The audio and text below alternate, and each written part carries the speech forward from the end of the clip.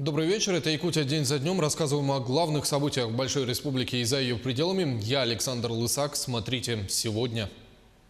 Очередной удар, к которому готовы. США вводят новый пакет санкций против России. Штаты грозят запретить импорт и ограничить авиасообщения.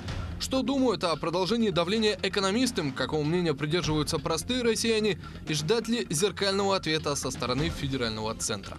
Но мы-то понимаем, что в значительной степени это ограничение нашей экономической мощи. Кинопроизводство, IT-технологии, туризм, словом, креативная экономика. Век цифровых технологий подталкивает Россию к изменениям. Может ли Якутия стать лидером этого движения в стране и на чем стоит акцентировать внимание нашему региону? Мы создадим фонд, который за счет своей деятельности, за счет процентов от своей деятельности будет финансировать, на первом этапе стартапы IT-компаний. Молодые, талантливые профессионалы. Якутские студенты техникумов стали призерами национального чемпионата WorldSkills. В соревнованиях участвовали 700 ребят со всей России. Кто они? Лучшие кондитеры, автомеханики, ювелиры и геодезисты. В первые дни вообще все хорошо шло. Думал, что первый и второй. В тройке я бы точно знал. Не дороги, а направления, пыль, ямы и ухабы. Низкое качество автомобильных трасс – одна из причин высокой смертности на Дальнем Востоке. А в некоторых поселках лишь мечтают об асфальте. Меняется ли ситуация в лучшую сторону или статистика тянет нас на дно? А это знаменитые Сайсары. 5 минут от центра города и попадаем в место, где позабыто понятие не только дорог, но и тротуаров. Не город, а галерея современного искусства. Якутск наводнили арт-объекты. Чуроны, портреты девушек, табуны лошадей на жилых зданиях и сопках. Кто должен следить за сохранностью рисунков и инсталляций? Где в столице можно найти арт-кладбище?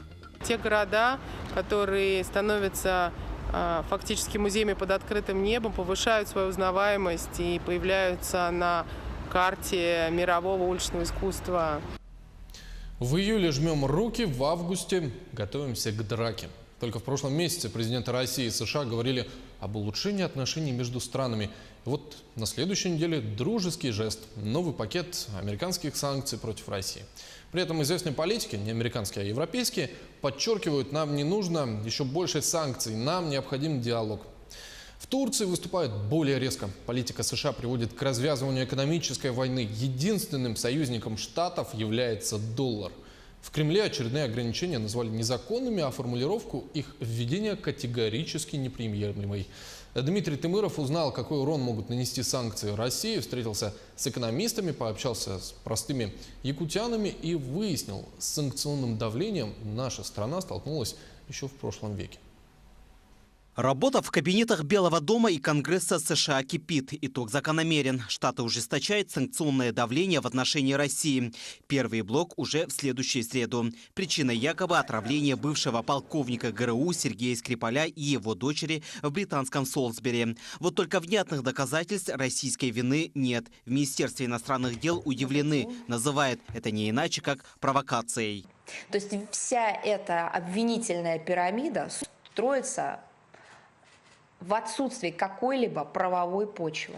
Первый блок санкций, пишут источники, коснется запрета на выдачу лицензии на экспорт в Россию товаров, имеющих отношение к национальной безопасности. В Кремле готовы к ограничениям. Финансовая система страны доказала свою устойчивость. Россия сохраняет надежду на выстраивание конструктивных отношений. Они в интересах стратегической стабильности и безопасности во всем мире. Российская валюта к новостям о санкциях оказалась не готова. Доллар мгновенно подорожал до 68 рублей. Впервые за 2 года. Не понимаю, к чему это все приведет и зачем это делается. И самое интересное для меня, как Россия отреагирует. Второй блок начнет действовать через 3 месяца, но его могут отменить. При условии, что Россия гарантирует, что больше не будет производить и использовать химическое оружие. В случае отказа под прицелом окажется Аэрофлот. Перевозчик может попасть под запрет на посадку самолетов в США. Вторая волна санкций предусматривает ограничение полетов для авиакомпаний, которые находятся под контролем российского правительства. Многие упускают факт, что в Штаты летает и Якутия. За 2017 год по маршруту Петропавловск-Камчатский Анкоридж республиканская авиакомпания перевезла 1026 пассажиров. За 8 месяцев этого года 678 человек. В случае, если санкции коснутся всех российских авиаперевозчиков, то отмены рейсов авиакомпании «Якутия» не приведут к негативным экономическим последствиям. В случае, если под санкции попадет только Аэрофлот, наша авиакомпания «Якутия» будет продолжать выполнять полеты в Соединенные Штаты Америки. Наша страна знакома с подобными методами давления. Санкции не новация. Ограничения вводились еще во времена Советского Союза. Обвал цен на нефть, бойкот Олимпиады, расторжение контракта на поставку зерна, запрет на продажу высоких технологий, ограничение полетов. Небольшой список, с чем столкнулся Советский Союз. США вводили санкции в 1949, 1951, 1974, 1980, 1981, 1983 и 1986. Современная Россия ощутила первые ограничения уже в 1998. Тогда в черный список попали 10 научных организаций. Их подозревали за сотрудничество с Ираном в области ядерной энергетики. Затем перерыв. Давление возобновляется в 2012-м. Акт Магнитского. В 2014-м украинский кризис и крымский вопрос. Затем санкции начинают вводить каждый год. В 2015-м, 2016-м, 2017-м и 2018-м. Сегодня санкции – политический прием. Главная цель – изолировать Россию. Эти санкции, как бы они там ни рассуждали на тему, что русские плохие, русские проводят неправильную политику, правительство России должно изменить свою позицию по целому ряду вопросов. Но мы-то понимаем, что в значительной степени это ограничение нашей экономической мощи. По словам экспертов, серьезного влияния на экономику России очередные санкции иметь не будут. Если говорить о санкциях Соединенных Штатов Америки, у нас товарооборот с ними в 2017 году он составлял 23 миллиарда долларов. Это незначительно. С другой стороны, у нас увеличился товарооборот с теми странами, которые не вводили санкции. Ну, например, с Турцией, с Китаем. Влияют ли многочисленные санкции на российскую экономику? Якутяне в ответах единодушные. Скорее всего, это в Штатах там мозги пудрят. Ну, во-первых, ценники растут везде. Доллар подорожал, сейчас с отпусками очень сложно. США давит не только на Россию и не только санкциями. Штаты продолжают торговую войну с Китаем. Под повышение пошлин может попасть импорт из Поднебесной на 500 миллиардов долларов. Так называемые протекционистские меры ударили по экономике других государств. 10 августа было решено повысить пошлины на импорт алюминия и стали из Турции до 20 и 50% соответственно. Из-за этого турецкая лира обвалилась на 20%. Я плачу 700 турецких лир за аренду. Моя пенсия составляет 1700 лир. И если я буду платить за жилье, что я буду есть и пить? Невозможно выжить в этих условиях. Кто-то должен работать. Определенно я волнуюсь. У меня дочь, она ходит в школу. Мы платим за учебу и за другие ее нужды. Наш доход в лирах, а цены на товары и услуги, которые мы покупаем, индексируются к доллару. Бывшие союзники упрекают США в перегибании палки. Думают об отказе от доллара и поиске другой резервной валюты. Эксперты считают, что противники санкций могут и должны объединиться. Тем более действия Белого дома этому способствуют. Дмитрий Тымыров, Павел Пахомов, Якутия. День за днем. Вообще, Россия для США – это идеальный враг. На нас можно спихнуть что угодно. Мы виноваты во всем. Например, год назад в городе Шарлоттсвилл, штата Вирджиния, произошли столкновения ультраправых и антифашистов. В ходе беспорядков погиб один и были ранены 40 человек. Кроме того, в результате крушения полицейского вертолета погибло 2 сотрудника правоохранительных органов. Ведущие политики штатов осудили действия расистов. Президент США, кстати, не торопился критиковать ультраправых. Кто же виноват? ФБР считает, что протесты в Шарлоттсвилле связаны с влиянием России. Об этом 11 августа заявил Томас Гарретт, конгрессмен от республиканской партии. В нашем посольстве, естественно, все обвинения отвергают. В диппредставительстве считают, что не нужно искать виноватых, необходимо решать внутренние проблемы. Спустя более чем 150 лет после отмены рабства межрасовая напряженность в США, по-видимому, так и не изжита. Россия прорабатывает зеркальные меры в ответ на новый пакет санкций США. Об этом заявляет в Министерстве иностранных дел страны. О принципе взаимности говорил на неделе Дмитрий Песков. Пресс-секретарь российского президента заметил, что пока Вашингтон еще не ввел санкции, а без точных данных рано говорить об ответах. Песков добавил, что Владимир Путин каких-то поручений еще не давал. Одна из ответных мер: Россия продолжит снижать вложения в американские ценные бумаги. Об этом пишут РИА Новости со ссылкой на слова первого вице-премьера, министра финансов России Антона Силуанова. Цитата. «Мы снизили до минимума и будем дальше сокращать наши вложения в американскую экономику, в американские ценные бумаги, будем больше осуществлять расчеты не в американских долларах, а в национальной валюте». Можно ответить и ограничениями. Bloomberg со ссылкой на источники пишет, что Россия может прекратить поставки двигателей РД-180, которые используют в американских ракетах-носителях «Атлас-5». Ранее о возможных ограничениях на экспорт двигателей говорили в Комитете Совета Федерации по бюджету. Несмотря на санкции, Россия продолжает поставлять их Соединенным Штатам. В 2018 году НПО «Энергомаш» планировала отправить туда 2 партии. Reuters в качестве возможной контрмеры называет приостановку экспорта титана в США. Российская компания ВСМПО «Ависма», производитель титана, слитков, а также прессованных крупногабаритных изделий из алюминия, закрывает до 40% потребностей в титане американской компании Boeing. Однако, как указывал глава Минпромторга России Денис Мантуров, подобные ограничения отрицательно отразятся на наших производителях. Это пока Россия может влиять с позиции промышленности, в стране взят курс на новую экономику. IT-технологии – один из столпов. Акцент нужно делать на образовании будущих инноваторов.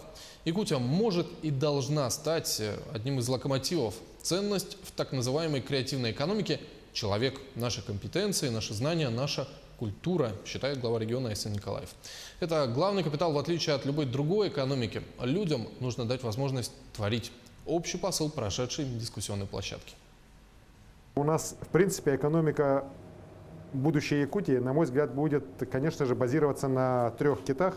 Это наша традиционная экономика, которая должна быть модернизирована.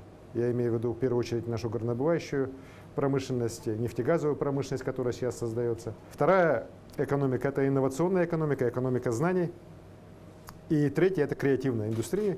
Я считаю, что именно в креативной индустрии у нашей республики есть просто блестящее будущее. В этом году мы начинаем масштабировать весь свой опыт на 8 школах, 5 школ в Якутске, 2 в Бердигистяхе, Нижний Бестях и Актемце.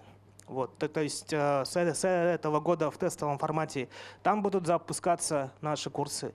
Во всем мире, знаете, вот каждый год появляется всего 30 компаний, которые впоследствии дорастают до уровня выручки там, больше 100 миллионов долларов. У нас таких компаний 2. Это Майтона и InDriver. И вот, казалось бы, если бы такая компания была одна, да, это можно было взять на случай. Но так как у нас их 2, и плюс там сотни мелких еще, но не менее амбициозных растет, и при том, что у нас всего 1 миллион человек живет, это уже похоже на какую-то систему. У нас есть такое понимание, как брендировать, и вообще поэтому мы хотим, точнее, у нас в силах продвинуть на мир такие бренды, как черепчинское мясо, якутский нож, строганина, кобяйские караси. Но этим-то никто не занимается, потому что это общее как бы наше достояние, но это бренд. Как бы чудо, оно не происходит на голом месте. Государство всегда становится такой основой инфраструктуры. Вот, допустим, ну, к примеру, возьмем 2011 год.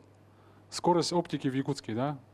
Оптика к нам пришла 21 декабря 2012 года. И вот за 5 лет я могу просто на моих глазах... Кстати, 21 декабря открылся технопарк. Я видел, как просто вот на глазах за 5 лет сколько у нас стартапов выросло. И сколько стоил там мегабит, допустим, в 2011 году, там 45 тысяч за мегабит стоил примерно. Сколько сейчас мы там за 800 рублей можем подключить там интернет. Мы говорим про рельсы, да, про Нижний Бестях, что рельсы нам нужны для того, чтобы привозить товар, увозить товар, то оптика нам нужна для того, чтобы как раз товары вот по креативной экономике продавать. Мы должны получить некое достижение нашей цели, которую мы сформулировали все-таки стратегии. Это как 25%, это замещение, не замещение, а вот примерно ту же добавленную стоимость, которую дает сейчас алмаздобывающая отрасль ВРП, да, 25% за счет несырьевых отраслей. Вот это вот цель номер 1. когда мы работаем, опять же, с японскими коллегами, тоже вот как раз господин Сайгу, когда приезжал, да, мы встречались с бизнес-сообществом, помимо этого корейцы, китайцы, они все уже, видите, правильно говорит Петр, они к нам приезжают в 2 часа лета, они везде были, и на море были туда в 2 часа, и на запад, вот на север, кстати, они до нас 4 часа. Вот они в среднем вот этот вот ареал еще не изведали, и для них вот это направление, такой сегмент, ну, серая зона, да, так сказать. И вот эту серую зону мы вот как раз-таки с помощью IT-сообщества, правильно говорит, рельсы в этом случае наш интернет, креативная экономика – это вот весь локомотив, который нам позволит и инфраструктуру поддержать, да, и в целом обеспечить увеличение среднего чека. Мы находимся сейчас в так называемом информационном вакууме. Необходимо сделать, вернее, как не сделать, а помочь понять муниципалитетам, что они должны быть сами заинтересованы в раскрытии своего туристического потенциала. Готовится предложение, чтобы принять какие-то, вот, если хотите, решения, которые бы в конечном итоге вот, проводили бы повышение эффективности тех бюджетных расходов, которые мы делаем. И это касается и тех отраслей, которые мы сегодня обсуждаем. Но что касается этих отраслей, ну, общеизвестно о том, что принято решение. Я думаю, что Арсений Сергеевич это решение сегодня озвучит, о том, что мы в этом году здесь, в городе Якутске, будем создавать IT-парки. Корпорация развития Якутии больше никогда не будет заниматься сырьевыми проектами. Мы будем поддерживать исключительно несырьевые проекты. Мы создадим фонд, который за счет своей деятельности, за счет процентов от своей деятельности будет финансировать, ну, на первом этапе стартапы IT-компаний. Вот. На втором этапе я считаю, что IT-компании у нас, их потолок тоже понятен, так, какой их там объем нужен. Мы уже начнем финансировать и другие проекты, в том числе киноиндустрии, в том числе туризма и так. Ну, список можно продолжать. Сейчас короткая реклама, через 2 минуты мы вернемся и вот о чем расскажем далее. Молодые, талантливые профессионалы, якутские студенты техникумов стали призерами национального чемпионата WorldSkills. Кто они? Лучшие кондитеры, автомеханики, ювелиры и геодезисты. Не дороги, а направления, пыль, ямы и ухабы. Низкое качество автомобильных трасс – одна из причин высокой смертности на Дальнем Востоке. Меняется ли ситуация в лучшую сторону или статистика тянет нас на дно? Не город, а галерея современного искусства. Якутск наводнили арт-объекты, чуроны, портреты девушек, табуны лошадей на жилых зданиях и сопках. Кто должен следить за сохранностью рисунков и инсталляций?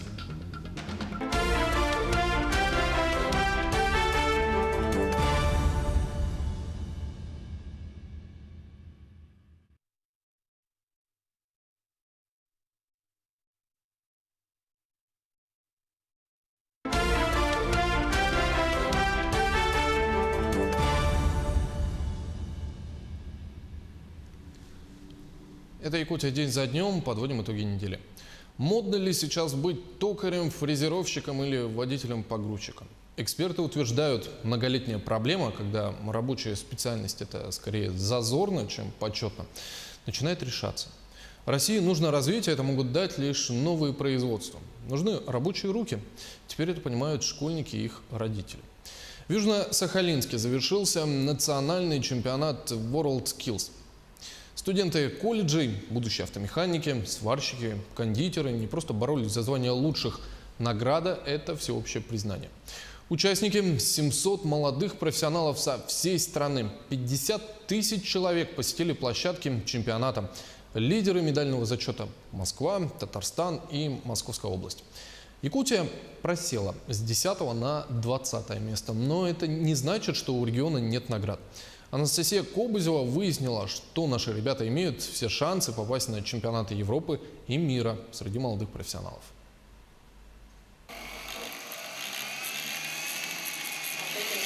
В детстве Гена мечтал стать юристом. Родители видели сына спасателем.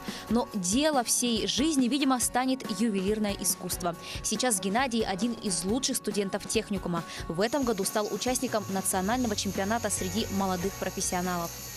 Во время подготовки к чемпионату Геннадий сделал множество изделий. Одно из них – вот эта серебряная подвеска, которую он сделал за 21 час. Из вот такой вот пластины размером 40 на 80, толщиной чуть больше 1 миллиметра. Самое сложное – сделать такое объемное изделие из такой тонкой пластины. В финале встретились профессионалы из 10 регионов России. Конкурсное задание «Брошь из серебра». Оценивался каждый этап производства. В итоге якутянин стал третьим, уступив лишь представителям Москвы и Нижнего Новгорода. В первые дни вообще все хорошо шло. Думал, что первый и второй. Ну, в тройке я бы точно я знал. Потом уже в третьем модуле там начал сомневаться. Кроме призового места появилась перспектива продолжить учиться за рубежом. Когда соревновались, был гость из Кореи, эксперт. И он после того, как я сделал, после окончания соревнований, он подошел ко мне и сказал, типа, молодец, очень хорошо сделал, техника хорошая. И вот, короче, похвалил. Потом мне куратор сказал, что он меня пригласил в университет в Корее. Берем горячий шоколад и просто темперируем на мраморной вывеске.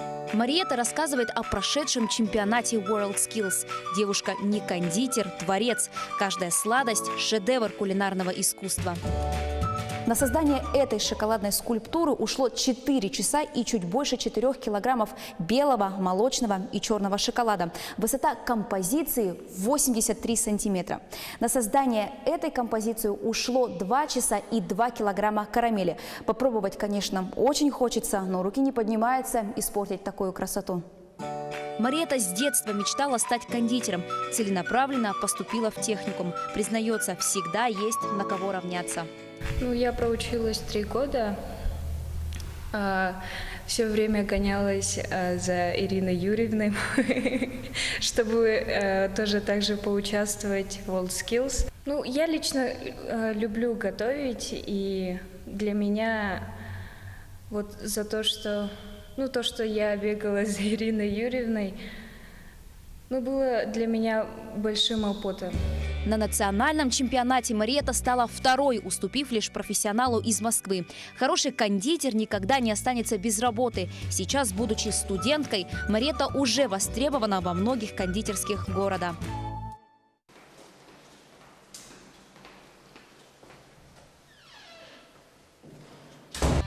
Будущему механику Андрею Копылову выбранная профессия не была по душе. Но когда ему предложили выступить на чемпионате WorldSkills, отношение изменилось. Андрей готовился днем и ночью.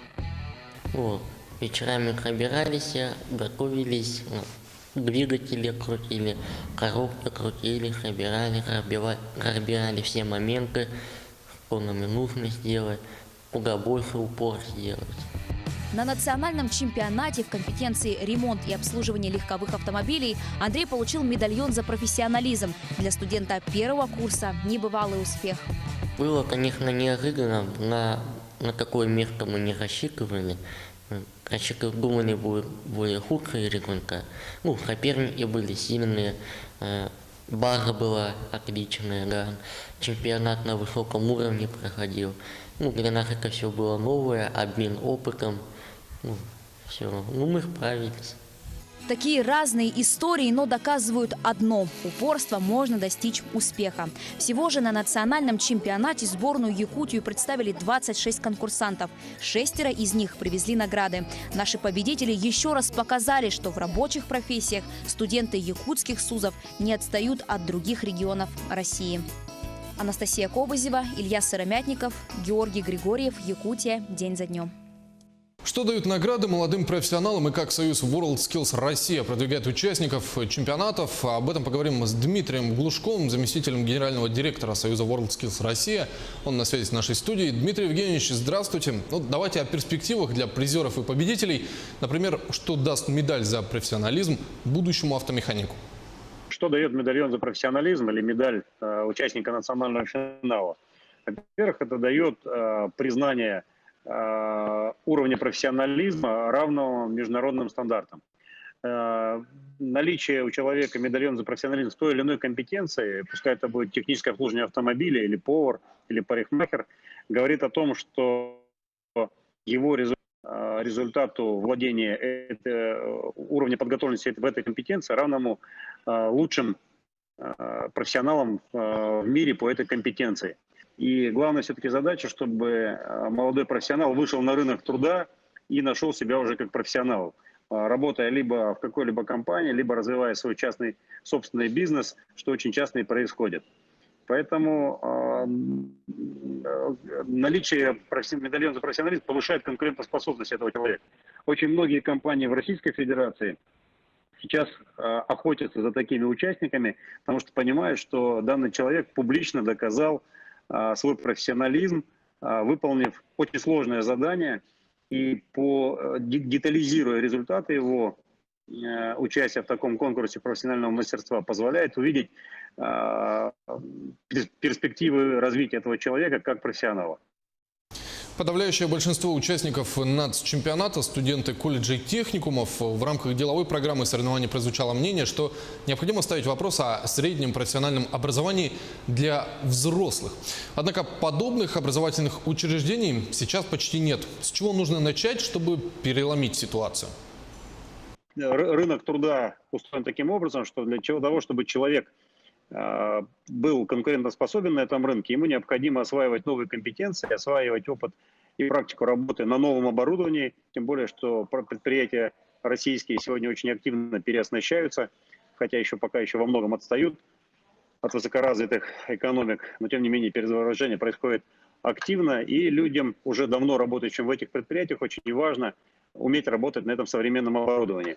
И вот те центры компетенций, которые сформированы на базе колледжей, на базе корпоративных центров подготовки по стандартам WorldSkills, они как раз позволяют это делать. Я абсолютно убежден, что профессиональная образовательная организация, неважно, как называется, колледж или государственный или частный, это организация абсолютно, которая выполняет не социально-гуманитарную функцию передержки человека после школы до того момента, как он повзрослеет, а его главная задача быть конкурентоспособным также на рынке подготовки специалистов.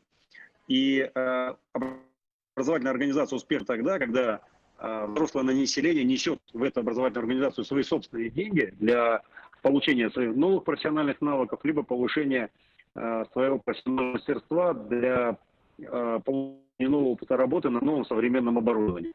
И за это образовательные организации должны бороться, должны доказывать свою конкретную способность, в том числе демонстрируя через чемпионаты по стандартам WorldSkills, что они способны осуществлять очень быструю, короткую, но качественную подготовку любого человека, который придет в эту организацию для получения новых навыков.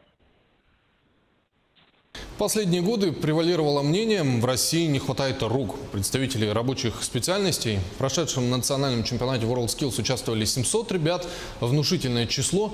Можно сказать, что ситуация с недостатком рабочих рук начинает решаться?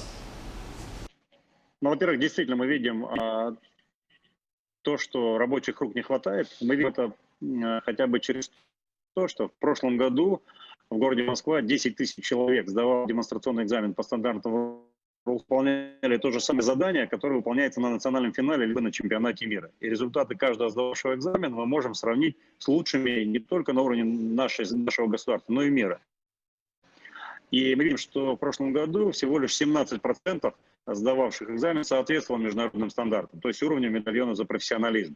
Человек, достигший такого уровня, например, в Европе на чемпионате мира, показав такой результат, он имеет право работать на любом предприятии без предъявления диплома о профессиональном образовании по этой специальности.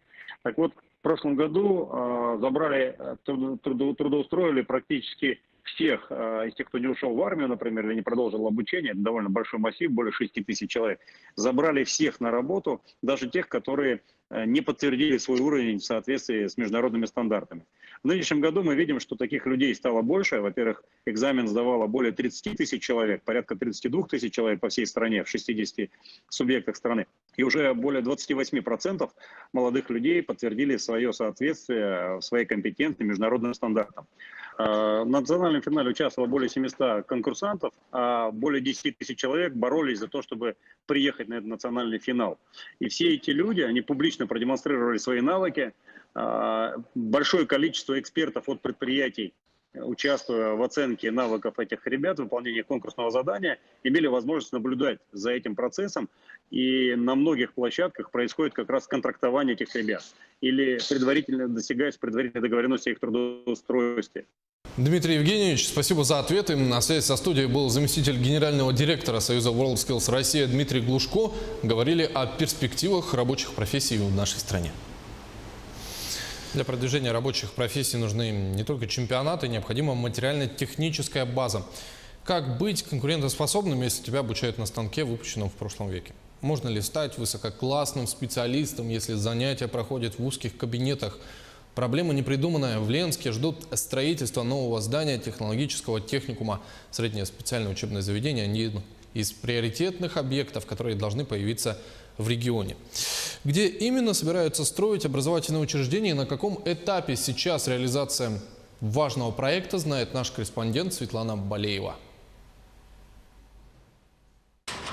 Ленский район является крупным узлом транспортной системы алмаздобывающей промышленности республики. На территории района активно осваиваются и эксплуатируются месторождения нефти и газа. Ведут работы нефтегазовые предприятия. В районе сконцентрированы крупные лесные массивы. Предусматриваются изменения в структуре лесопромышленного производства за счет создания крупных лесопромышленных комплексов, производств по переработке отходов от лесозаготовительной и перерабатывающей деятельности. Таким образом, необходимыми перспективными направлениями являются подготовка и переподготовка рабочих кадров и специалистов среднего звена для нефтегазового комплекса, предприятий по производству и обслуживанию транспорта, лесной и пищевой промышленности. Долгие 45 лет подготавливает специалистов среднего звена Ленский технологический техникум. Техникум, у него миссия, то есть это обучение ребят, которые проживают на территории близлежащих наших районов для потребностей Республики Саха-Якутия. Предполагается, что где они будут работать? Они будут работать как раз-таки на тех нефтяных предприятиях, те, которые у нас в Ленском районе работают. Да, и специальности, по которым обучают техникумы, они согласованы с теми организациями, то есть, которые являются в данном случае заказчиками. С каждым годом у техникума появляется возможность открытия новых специальностей для подготовки кадров не только для нашего района, но и для всей республики. Сегодня в учебном заведении обучается более 400 студентов по 8 профессиям и 4 специальностям. Также ведется подготовка и переподготовка взрослого населения. Нами получена лицензия по новой профессии. Это машинист технологических насосов и компрессоров. И продолжаем набор по таким профессиям, как слесарь по контрольно-измерительным приборам и автоматике и мастер по обслуживанию магистральных трубопроводов. По этой профессии мы ведем прием документов на базе 9 классов и на базе 11 классов. Среди абитуриентов, поступающих на базе 9 классов, будет проводиться конкурс, так как бюджетных мест всего 75, а заявлений подано более 120. Обучаться в техникуме сегодня большое количество желающих. Он является дорогой в жизнь для многих ленских ребят. Я обучаюсь по специальности пожарная безопасность. К этому я очень давно готовился, с детства смотрел на пожарных, как они спасают жизни и как они разбирают. И мне это очень сильно нравилось.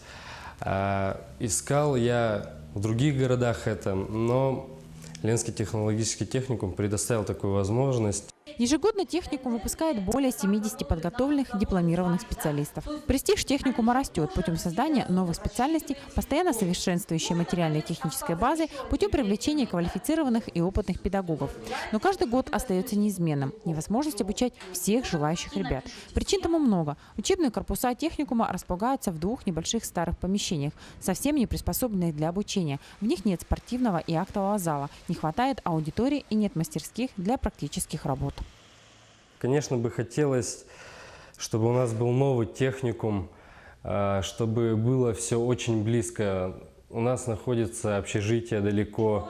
Вопрос строительства нового техникума обсуждается на уровне республики уже более 8 лет. Среднеспециальное учебное заведение в Ленске вошло в список 100 социально значимых объектов республики, построить которые необходимо до 2022 года. Именно здесь, на бывшей базе ГУБДС, планируется начать строительство техникума. Изначально оно планировалось по улице Нюйская, но по инициативе главы района Жумарта Абельманова его месторасположением решено было определить центр города. Участок уже приобрели. Из районного бюджета на эти цели выделено 20 миллионов рублей. Конечно, радует, что это центр города. Сейчас следующие шаги. Это должно быть объявлен аукцион и подготовлены кадастровые паспорта, чтобы мы были полностью готовы. Оксана Бутакова добавила, что строительство техникума – стратегически важная задача, поскольку это единственное учебное заведение, которое готовит специалистов по разным отраслям. С развитием в Ленском районе лесоперерабатывающей отрасли техникум может взять на себя подготовку специалистов. Если возникнет необходимость, готовы открывать новые профессии. Светлана Балеева, Виталий Андреев, Ленск. Сейчас короткая реклама. Вот о чем расскажем ровно через 2 минуты. Не дороги, а направления, пыль, ямы и ухабы, низкое качество автомобильных трасс – одна из причин высокой смертности на Дальнем Востоке. Меняется ли ситуация в лучшую сторону или статистика тянет нас на дно? Не город, а галерея современного искусства. Якутск наводнили арт-объекты, чуроны, портреты девушек, табуны лошадей на жилых зданиях и сопках. Кто должен следить за сохранностью рисунков и инсталляций?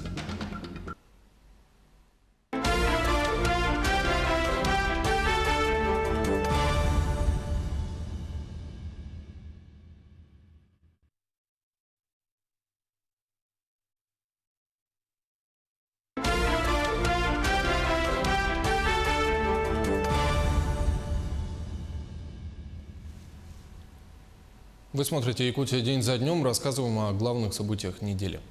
Цена цене рознь, особенно в стоимости квадратного метра на Дальнем Востоке. Напомню, президент России поручил за 6 лет нарастить строительство жилья до 120 миллионов квадратных метров в год. Но есть проблема. Кто будет его покупать? В настоящее время фактическая стоимость одного жилого квадрата в дальневосточных регионах, по данным Росстата, значительно превышает норматив, установленный Минстроем. В итоге недофинансируются федеральные жилищные программы.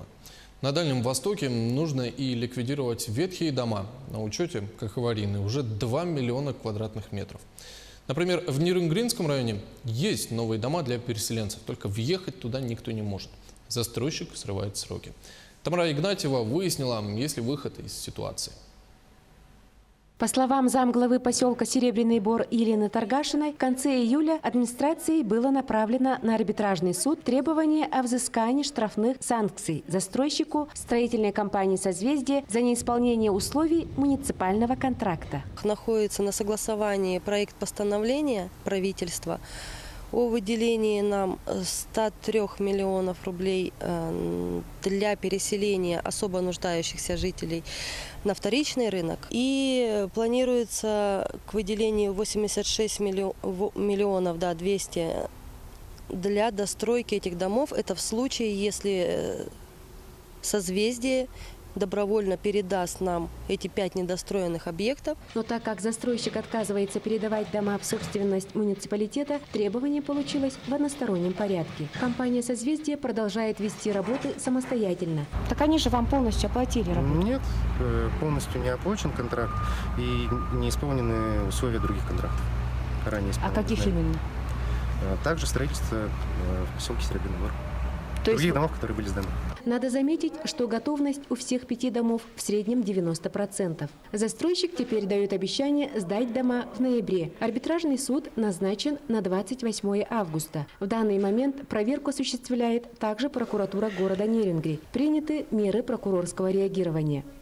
Возбуждено административное производство, однако на данный момент Мировой суд города Якутска с нами не согласился, административные производства прекращены. Мы данное решение обжаловали. Кроме того, мы не исключаем и уголовную составляющую в действиях застройщика по факту хищения бюджетных средств при исполнении республиканской программы. В данное время предварительное расследование продолжается. Напомним, 16 сентября 2016 года между администрацией администрацией поселка Серебряный Бор и строительной компанией «Созвездие» был заключен муниципальный контракт на приобретение квартир в строящихся домах в собственность поселка для расселения жителей. В 243 квартиры планировалось переселить людей, живущих в аварийных домах. Данные квартиры обошлись поселку в 767 миллионов рублей. Всего должно было быть построено 11 970 квадратных метров жилья. Серебряный Бор оплату произвел полностью. А вот строительная компания «Созвездие» свои обязательства не выполнила, так и не сдав объекты к указанному сроку 31 декабря 2017 года. Негодование жителей, пострадавших от действий застройщика, понять можно. В доме номер 217 осталась жить семья Переваловых. Это поскольку лет я прожила, 40 лет почти, и я не имею права перейти в новую квартиру. Ну, дом заморозили, поэтому нас не переселяют. А у меня, в общем, 2 маленьких детей несовершеннолетних. Тем временем директор управляющей компании, обслуживающей поселок, сокрушается, что одна большая проблема тянет за собой вторую. Дело все в том, что при организации переселения в бытность еще бывшего главы поселка было принято решение переселять жильцов не домами, а поквартирно. Потому в дома продолжали давать тепло, холодную и горячую воду в полном объеме. Стали накапливаться долги за коммуналку. У нас на данный момент теплосбыт на управляющую компанию выставил 8,5 миллиона исков. Это просто за 2016 год. В поселке насчитывается всего 71 аварийный дом, из которых в 27 живут по 2 или 1 семьи. Чтобы избежать платежей за нежилые квартиры, управляющая компания решила снять батареи и ставить заглушки. Но тут они столкнулись со случаями мародерства со стороны жителей поселка. Вот внизу сняли кран и снизу сняли кран. То есть поснимали везде, стоят бронзовые краны, ну, скорее всего, сдают на металлолом. Надо или восстанавливать вот это все, или мы дом не запустим зимой. Зима не за горами, а конкретного решения проблемы на сегодня нет. Мы будем следить за дальнейшим развитием ситуации в поселке Серебряный Бор. Тамара Игнатьева, Аял Амосов, специально для передачи «День за днем». Другая проблема Дальнего Востока – дороги. Из-за разбитого асфальта, хотя кое-где его и нет, сохраняется высокая смертность в округе. Хуже трассы, больше аварий. Закономерно. Половина дальневосточных дорог грунтовые и сезонные. 1500 населенных пунктов из-за отсутствия трасс с твердым покрытием просто отрезает весной и осенью от транспортных коммуникаций. У федерального центра есть возможность поддержать ремонт городских дорог, только это касается агломераций, где больше 500 000 жителей. Подпадают всего 2 города Дальнего Востока – Владивосток и Хабаровск. Хотя в Минтрансе России предлагают включить в проект все столицы. Светлана Захарова узнала, где в Якутске от дорог осталось лишь одно название. 540 дорожно-транспортных происшествий произошло в Якутии с начала года. Это на 49 аварий меньше по сравнению с аналогичным периодом в прошлом году. Есть положительная динамика, говорят в ГИБДД, но за каждой цифрой судьбы людей. Для кого-то роковой стала встреча с нетрезвым водителем, для других – высокая скорость. Третьи столкнулись с проблемой некачественных дорог. Последние – основная причина высокой смертности на Дальнем Востоке. Об этом на заседании правительственной комиссии на Камчатке сказал руководитель Минвостокразвития Александр Козлов. Не завершено формирование опорной сети автомобильных дорог, в первую очередь в северных регионах – Якутия, Магадан, Чукотка. По этим причинам уровень смертности от ДТП на Дальнем Востоке выше среднего по стране – 14,7 человека на 100 тысяч населения. По России – 13 человек. К 2024 году необходимо снизить целевой показатель до 4 человек. Для выполнения требуется привести в нормативное состояние региональные и муниципальные дороги. Предложение ведомства – охватить федеральной программой безопасные и качественные дороги все города и административные центры Дальнего Востока. Особое внимание уделить муниципальным и региональным дорогам. Именно на них приходится большая часть всех дорожно-транспортных происшествий. Только с начала этого года на внутрипоселковых и городских дорогах произошло 434 аварии. Они унесли жизни 30 человек. Для сравнения, в прошлом году за этот же период было зафиксировано 449 ДТП и 35 смертей. На дорогах за пределами населенных пунктов 65 происшествий. Травмы получили 111 человек, скончались 24.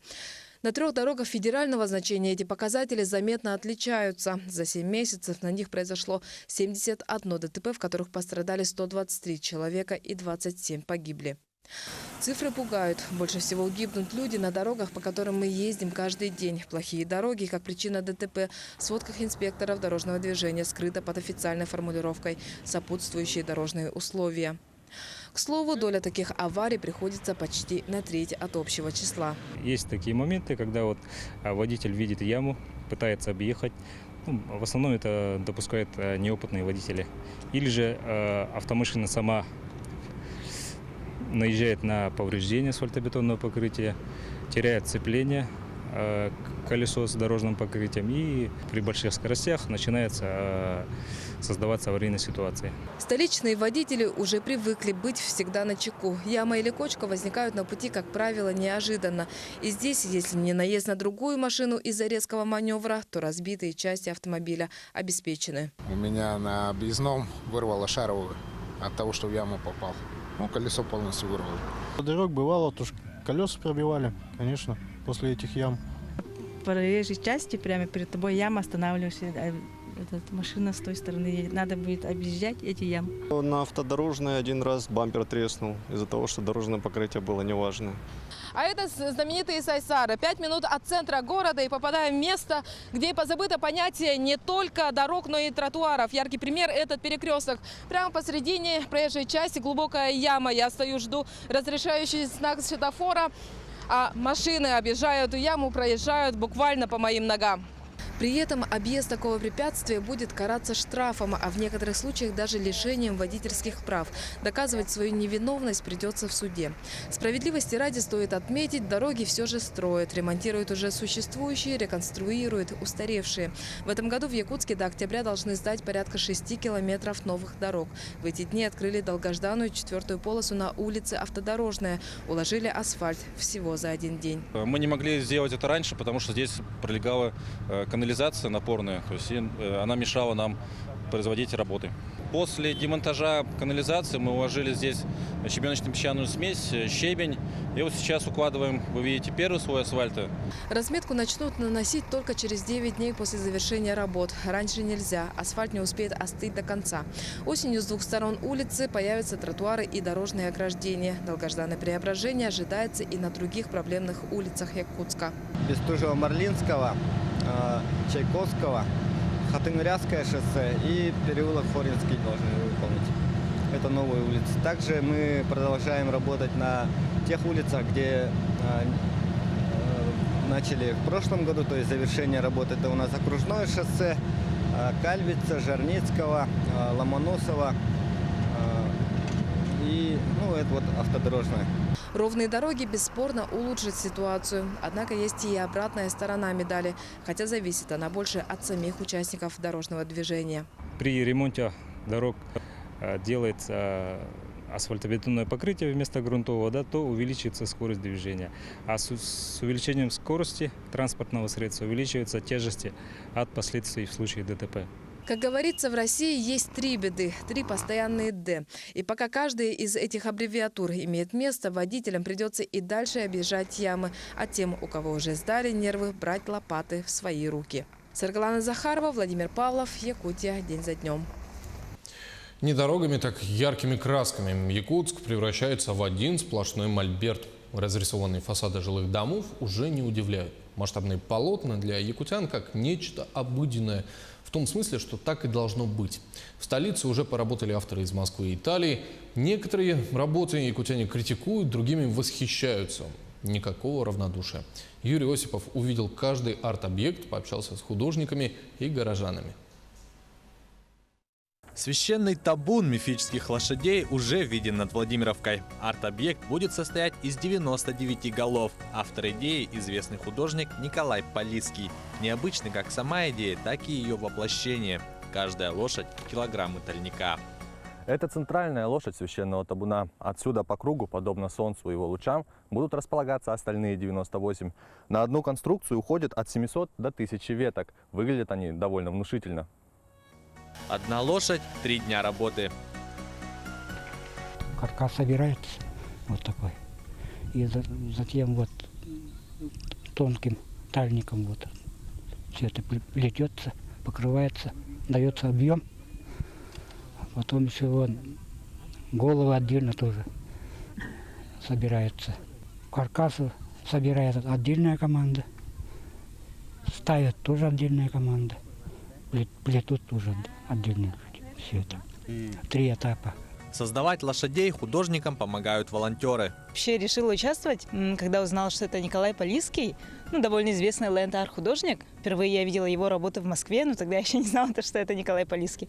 И вот я очень сильно заинтересовалась и решила, почему бы не поучаствовать, стать волонтером, прикоснуться к искусству, улучшить нашу республику с точки зрения искусства.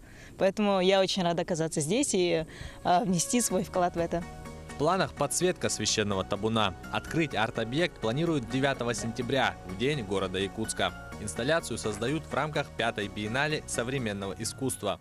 Другой проект – разрисованное здание на Лермонтова. В прошлом году на жилом доме появился рисунок с девушкой. Условное название – «Северянка».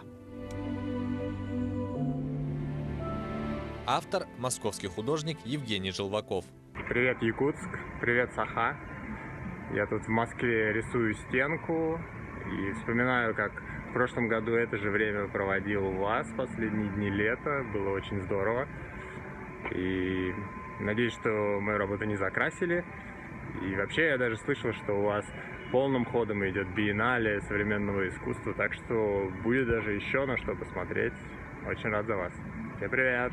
Очередным украшением Якутска благодаря биеннале стал национальный чорон на здании возле Талого озера. Автор – итальянский художник Агустино Якурчи.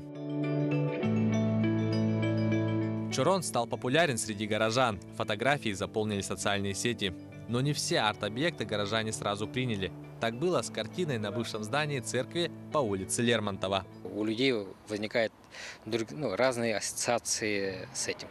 Некоторые видят там что-то, некоторые видят собаку, некоторые видят лицо. Они как-то оживляют город. И на данный момент, когда нету большого количества рисунков на зданиях, и это всего лишь по каким-то районам единичные случаи, это выглядит нормально. Работу Андрея Адна долго критиковали, однако со временем жители Якутска поняли замысел автора. Это украшает город, конечно, это очень даже глаза радует. Это хорошо. Какое-то разнообразие вносят в наш город. Уже здание интереснее смотреть. Биеннале современного искусства в этом году проходит под девизом «Ситим» от составляющих «Сити» – город и «М», что означает «музей». Буквально музей, выходящий в город. Сейчас уличное искусство довольно популярно, и, конечно, те города, которые становятся фактически музеями под открытым небом, повышают свою узнаваемость и появляются на карте мирового уличного искусства. И я считаю, что для городов это большой плюс, особенно для небольших. Кроме того, что это польза для жителей города, это также возможность и цель приехать туристам в этот город. Арт-объекты оживляют Якутск, только в городе достаточно негативных примеров. То, что должно украшать, к сожалению, превращается в добычу вандалов. Но как ухаживать за этими объектами искусства? Терминатор, открытый в 2014 году в рамках биеннале, сейчас представляет из себя печальное зрелище. По нему видно, что за ним не ухаживали не то что месяцами, годами. Возникает вопрос, а кто должен следить за арт-объектами?